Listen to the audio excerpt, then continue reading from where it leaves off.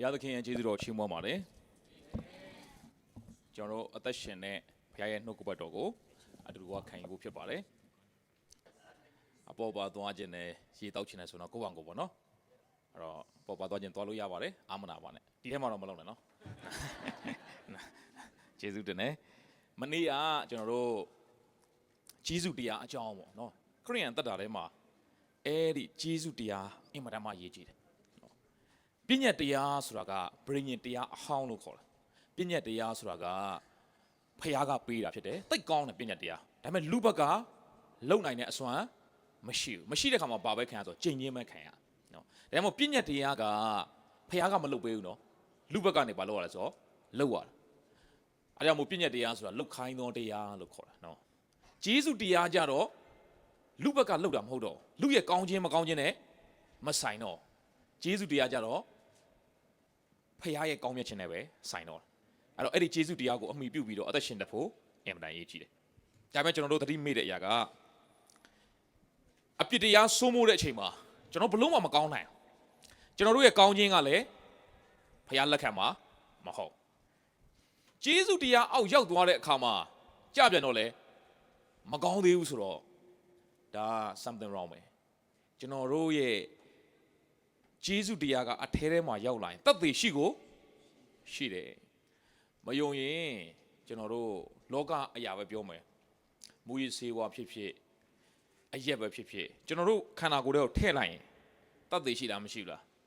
ရှိတယ်ဟဲ့ तू ဟာ तू အထဲမှာရောက်လာတဲ့ခါမှာဟာခန္ဓာကိုယ်ကအမှမူးလာပြီနော် तू တတ်သိရ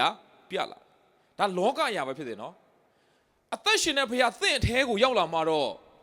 သင်ရဲ့အသက်တာထဲမှာတတ်သိရှိမှာမရှိဘူးလားရှိမယ်နော်ဒါကြောင့်မို့ဒီနေ့အဲ့ဒီသက်သေကဘာလဲဆိုရင်တော့အထဲထဲမှာဖျားရှိလာရင်ဖျားသခင်နဲ့သင်ဟာတဒံတူလာတယ်အဲ့ဒီသက်သေကအပြင်ပန်းရောက်ပြောတော့မဟုတ်နော်သင်ရဲ့အထဲထဲမှာအဲ့ဒီဖျားရောက်လာတာနဲ့သင်ရဲ့အသက်တာကကြိုးစားပြီးကောင်းတာမဟုတ်အလိုလိုကောင်းလာအဲ့ဒီဂျေဇုတရားလက်ထဲမှာရှိပြီးတော့သင်ကမကောင်းသေးဘူးဆိုရင်ဂျေဇုတော်ကိုအမိမပြုတ်တတ်သေးလို့ဖြစ်တယ်ဒါကြောင့်မို့ချစ်တော်စီတိုင်းဂျေဇုတော်ကိုအမိပြုတ်ပြီးတော့အသက်ရှင်ဖို့အင်ပဒန်ရေးကြည့်တယ်ဂျေဇုတရားကသင်ကိုလွတ်မြောက်စေတာဖြစ်တယ်လွတ်ထွက်စေတာတော့မဟုတ်အဲ့ဒါရေးကြည့်နော်ဂျေဇုတော်ကိုမှန်ကန်စွာဝန်ခံတတ်ဖို့အင်ပဒန်ရေးကြည့်တယ်လို့တမန်ကျမ်းစာကဖော်ပြတယ်ဂျေဇုတော်ကိုမှန်ကန်စွာမဝန်ခံတတ်ဘူးဆိုရင်ကျွန်တော်တို့ရဲ့အသက်တာထဲမှာ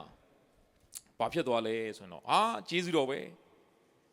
လှုပ်ချင်တာလှုပ်စားချင်တာစားသွားချင်တာသွားနေချင်တယ်လို့နေငါတို့ကအပြစ်လွတ်ပြီးသားဘုရားသားသမီးဖြစ်တယ်ဒါကြောင့်မို့နေချင်တယ်လို့နေလို့ရပြီသွားချင်တယ်လို့သွားလို့ရပြီစားချင်တယ်လို့စားလို့ရပြီဆိုပြီးတော့ခံယူရင်မှားပြီပေါ့အဲ့ဒါဂျေဇုတော်ကိုလွဲမှားစွာခံယူခြင်းလို့ခေါ်တယ်ဂျေဇုတော်ပဲလှုပ်ချင်တာလှုပ်လို့ရပြီအဲ့ဒါမှားတယ်နော်ဂျေဇုတော်ကလှုပ်ချင်တာလှုပ်ဖို့တော့လိုင်စင်ပေးလိုက်တာမဟုတ်အဲ့လိုပြောလို့ဂျေဇုတော်ကိုလက်ခံပြီးတော့ကိုယ့်ဘက်ကနေစောင့်ထိန်စူးစမ်းရမယ်လို့လည်းပြောချင်တာမဟုတ်ဂျေဇုတော်ကိုအမိပြုတ်တတ်ရင်ဂျေဇုတော်ကတင့်ကိုထိန်းသွားလိမ့်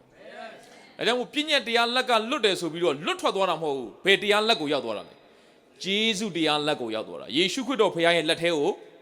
ဒါကြောင့်မို့သင်ဟာဘသူရဲ့အုပ်ဆိုးခြင်းနဲ့အသက်ရှင်ရမလဲသခင်ခရစ်တော်ဖခင်ရဲ့အုပ်ဆိုးခြင်းနဲ့အသက်ရှင်ဖို့လိုတယ်တချို့က